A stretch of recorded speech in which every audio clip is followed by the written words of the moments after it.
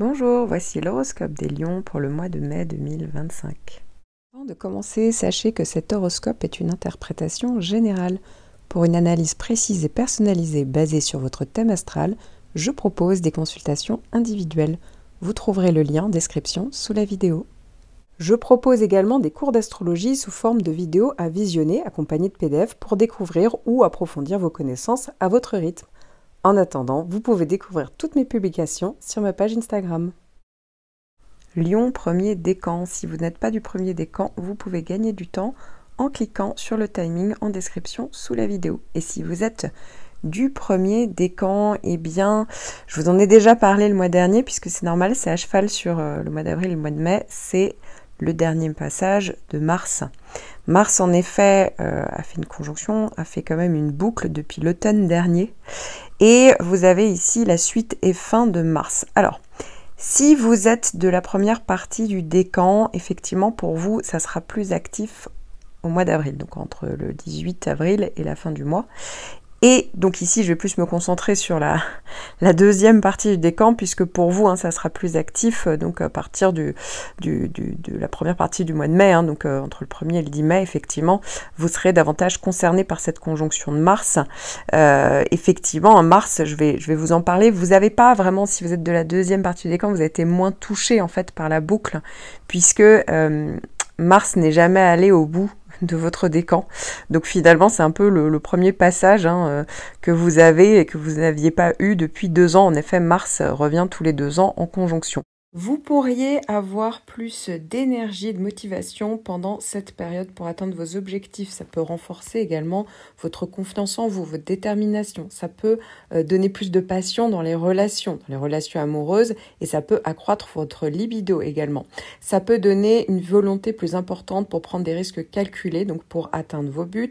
Ça peut aussi être le fait d'avoir une meilleure capacité à surmonter des obstacles, à résoudre des conflits avec plus de détermination. Ça peut être une meilleure concentration, une capacité à vous concentrer sur des tâches importantes. Ça peut être évidemment bénéfique pour tout ce qui est en lien avec les activités sportives, puisque ça peut accroître la force physique, l'endurance. Ça peut être aussi la possibilité de prendre le lead, d'être plus affirmé, de prendre des initiatives dans différents domaines de votre vie. C'est vrai que l'esprit va être plus combatif. Ça va parler de détermination à défendre vos convictions également, et la capacité à prendre des décisions rapides et d'agir de manière plus déterminée, plus décisive. Vous allez également, dans la première partie de ce mois de mai, tous avoir Vénus qui va venir faire un trigone entre le 30 avril et le 15 mai. Là aussi, il y a une particularité, c'est que c'est son 3e passage. En effet, Vénus a fait déjà un premier passage direct, une rétrogradation, et là, ça y est, c'est le 3e passage en phase directe. Et donc, vous allez tous bénéficier, en fait, des bons aspects de Vénus. Alors, Vénus, ça peut donner... colorer en fait une période, ça peut être en lien avec la vie sentimentale, affective. Pour d'autres, ça va être plus en lien avec le côté matériel, finance.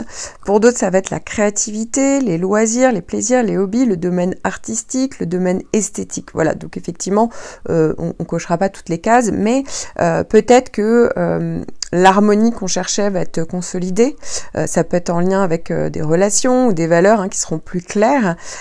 Effectivement, ça peut parler de maturité affective, voilà, les choses, il y a peut-être eu quelque chose qui faisait qu'il y a eu une période de pause, de délai, et puis maintenant ça avance par rapport à un projet, voilà, donc c'est plutôt intéressant, la période peut être assez fluide, et ça peut parler de résultats peut-être positifs, donc d'un processus amorcé lors des premiers passages.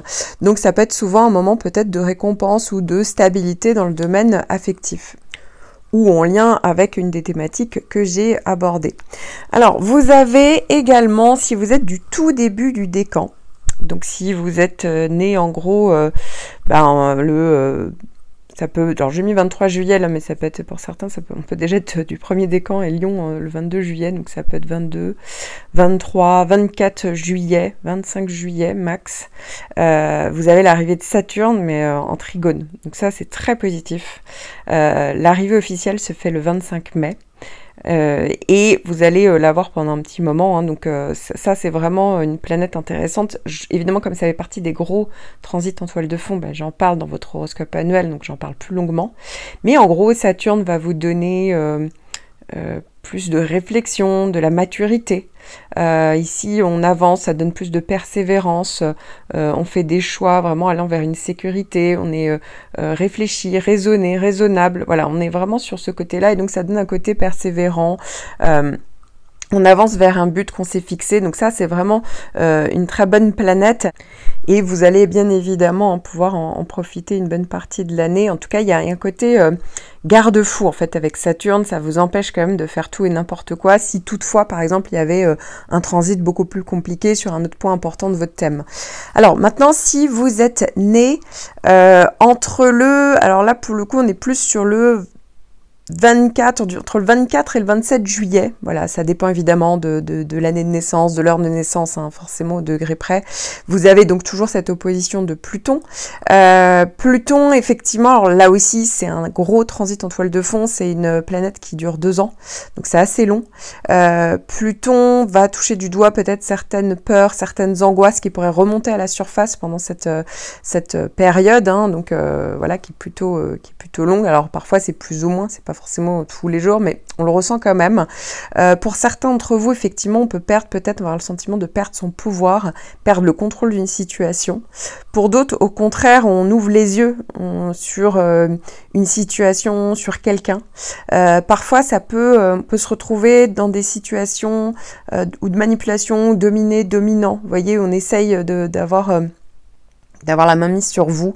Voilà, donc faut faire attention à ça, surtout hein, quand on s'en rend compte, prendre du recul. Pluton vous pousse aussi à aller au fond des choses et notamment peut vous pousser à aller faire une thérapie, mieux comprendre certaines choses, voilà, des peurs profondes, des choses du passé qui pourraient remonter à la surface, mais justement ça peut être une vraie possibilité d'avoir des vraies prises de conscience dans toutes les périodes où Pluton est là, alors plus ou moins en fonction des mois, bien évidemment, hein.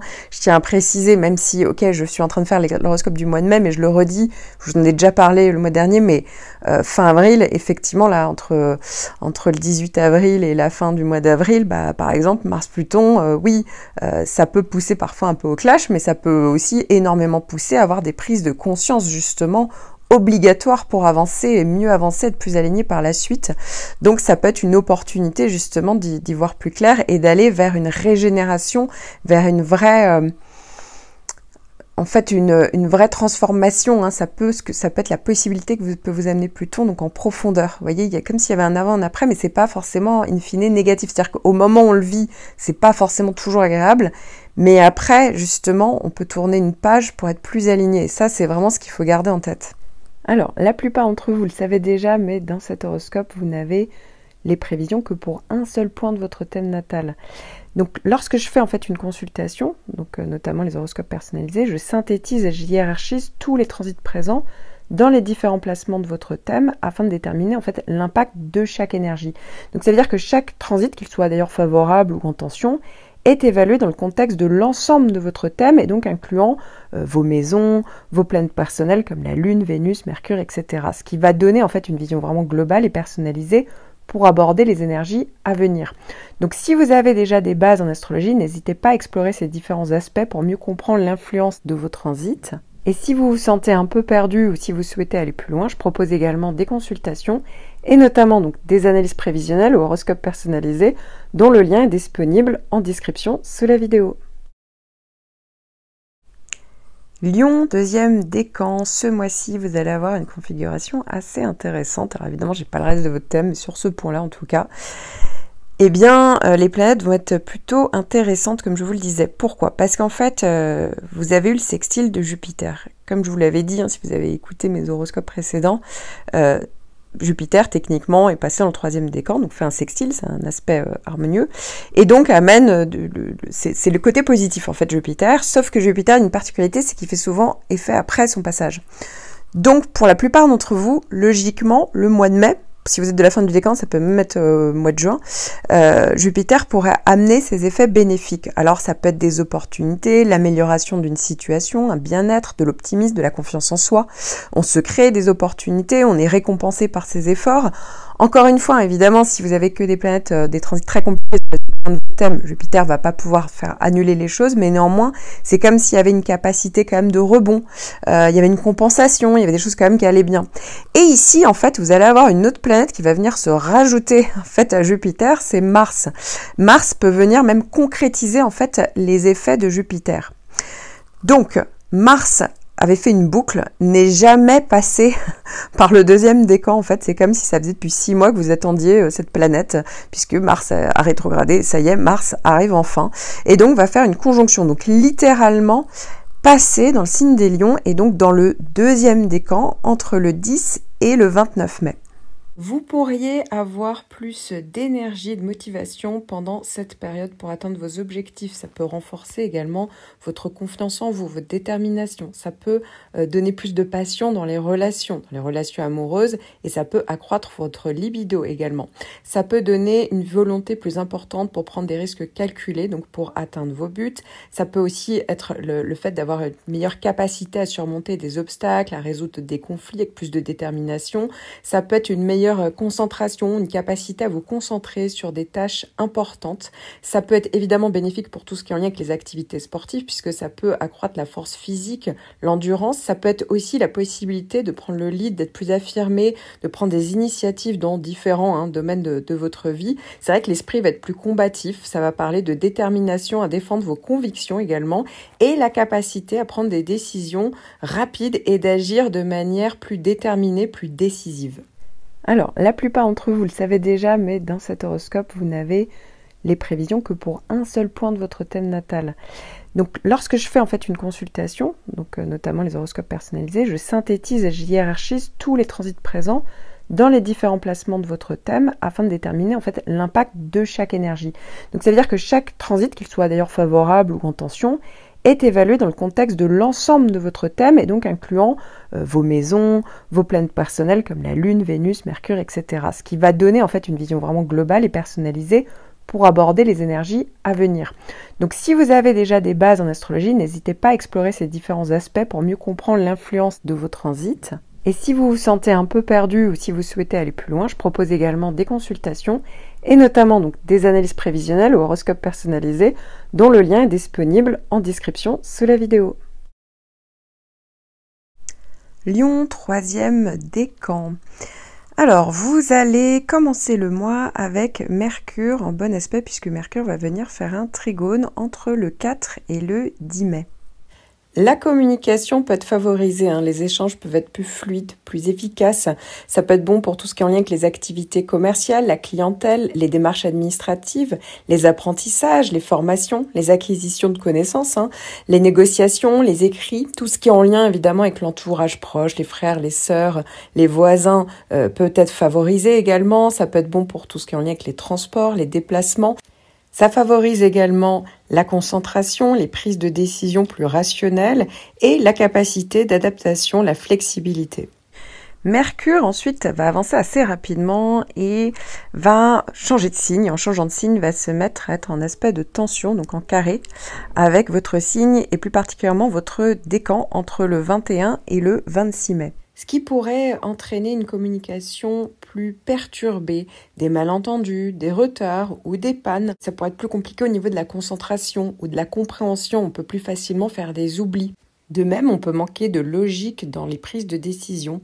Ça peut parler d'erreurs dans les démarches ou les écrits. Ça peut parler de plus de nervosité pendant cette période ou de dispersion, d'agitation mentale. Je vous rassure, évidemment, la liste n'est pas exhaustive.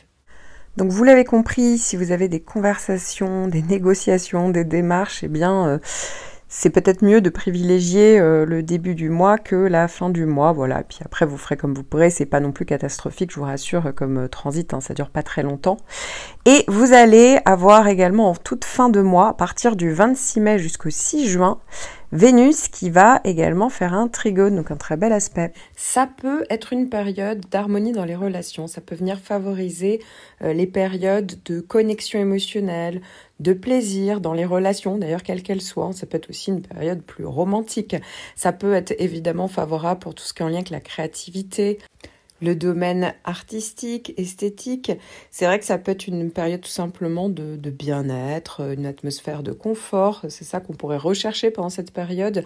Ça encourage justement les expériences agréables. Ça peut être un bon moment pour tout ce qui est en lien avec les loisirs, les plaisirs, les hobbies.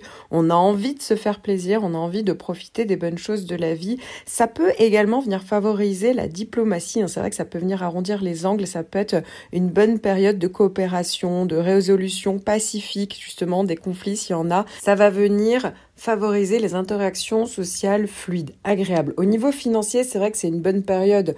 Si vous êtes dans un secteur lié à l'art, la beauté, les loisirs, la mode, le luxe, les divertissements, ça peut être aussi favorable pour tout ce qui est en lien avec les transactions financières, les négociations réussies, les accords mutuellement bénéfiques, mais ça peut tout simplement parler d'achat plaisir également. Si vous êtes né entre le 16-17, voilà, ça dépend effectivement de votre année de naissance, heure de naissance, et jusqu'au 22 août, vous êtes concerné par Uranus qui vient faire un carré. Ça, c'est la grosse planète en toile de fond qui est quand même assez intense à vivre. En général, voilà, on le ressent plutôt pas mal. J'en parle évidemment plus longuement dans votre horoscope annuel, puisque c'est une planète qui dure un bon bout de temps. Vous voyez, qui est beaucoup plus longue que les petits trigones de Mercure, de Vénus. Là, ici, c'est vraiment une planète très importante pour vous. Et donc, le carré d'Uranus, alors je vous résume un petit peu les effets quand même. Eh bien, le carré d'Uranus fait que on a envie parfois de se libérer d'une situation, on a envie d'aller vers le changement, la nouveauté. Ça peut être le changement qui vient à vous, ça peut parler de coups de théâtre, de retournement de situation, d'intensité, ça peut être le fait d'avoir envie de déménager. Pour d'autres, ça peut être au niveau professionnel, où on a envie de mettre en avant son potentiel. C'est un peu l'explosion de la personnalité. Et donc, tout ce qui vous entrave, eh bien, ici, ça peut parler de fin, de rupture. C'est pas forcément négatif, ça peut être aussi des bonnes surprises, mais parfois, ça peut être aussi assez déstabilisant. Et ça peut être, voilà, tout dépend du reste de votre thème et du contexte de votre vie, mais pour certains, ça va être domaine personnel, relationnel. Pour d'autres, ça va être plus professionnel. Pour d'autres, comme je vous le disais, ça peut être tout à fait en lien avec des déménagements, des changements imprévus ou des envies d'un coup qui arrivent subitement. Il faut, voilà, il y a une envie de vivre, d'intensité. Ça, c'est tout à fait uranien. D'ailleurs, n'hésitez pas à parler de votre expérience et comment vous le ressentez, ce qui se passe, les faits concrets dans les commentaires en description sous la vidéo. Alors évidemment, les bons aspects de Mercure et de Vénus, ça peut être assez intéressant en termes... On peut avoir une super idée brillante, on peut avoir des bonnes nouvelles avec Mercure, les débats peuvent être intéressants, vous voyez, on peut avoir une conversation, des arguments qui font mouche. Donc ça peut aussi favoriser la créativité, ça peut être des nouvelles surprenantes, des échanges qui peuvent être favorisés, tout ce qui est en lien aussi avec tout ce qui est technologie de pointe, avec Vénus, d'ailleurs et Mercure aussi, c'est vrai que la vie sociale peut être beaucoup plus stimulée pendant cette période-là, ça peut être des événements inattendus, alors c'est plutôt positif ici, vous l'avez compris, ça peut être les thématiques vénusiennes qui vont être mises en avant davantage, c'est vrai que ça peut être... une envie d'indépendance dans les liens affectifs, ça peut être effectivement des rencontres sentimentales un petit peu déstabilisantes, type coup de foudre. Il y aura d'autres possibilités parce que Vénus revient et Mercure reviennent très régulièrement, que ce soit en carré, en trigone, en conjonction, voilà. Donc ces planètes-là reviennent tout le long de l'année, donc forcément il y aura encore d'autres thématiques au niveau de Mercure et de Vénus qui reviendront régulièrement. Mais là voilà, ce mois-ci c'est plus particulièrement le cas. Et effectivement, pendant le carré de Mercure, pour vous, donc entre le 21 et le 26, c'est vrai que ça peut être aussi des nouvelles déstabilisantes. Attention ici, parfois on a... Avec Mercure et Uranus en même temps, il y a la tendance à se rebeller, à dire ce qu'on pense. Voilà, donc attention quand même aux conséquences de termes de communication. Voilà, faire quand même attention à ce niveau-là. Ça dure pas très longtemps, mais bon, être quand même un peu plus vigilant. Mais sinon, Mercure et Vénus en trigone, ça peut être tout à fait positif. Alors, la plupart d'entre vous le savez déjà, mais dans cet horoscope, vous n'avez les prévisions que pour un seul point de votre thème natal. Donc lorsque je fais en fait une consultation, donc notamment les horoscopes personnalisés, je synthétise et je hiérarchise tous les transits présents dans les différents placements de votre thème afin de déterminer en fait l'impact de chaque énergie. Donc ça veut dire que chaque transit, qu'il soit d'ailleurs favorable ou en tension, est évalué dans le contexte de l'ensemble de votre thème et donc incluant vos maisons, vos planètes personnelles comme la Lune, Vénus, Mercure, etc. Ce qui va donner en fait une vision vraiment globale et personnalisée pour aborder les énergies à venir. Donc si vous avez déjà des bases en astrologie, n'hésitez pas à explorer ces différents aspects pour mieux comprendre l'influence de vos transits. Et si vous vous sentez un peu perdu ou si vous souhaitez aller plus loin, je propose également des consultations et notamment donc des analyses prévisionnelles ou horoscopes personnalisés dont le lien est disponible en description sous la vidéo.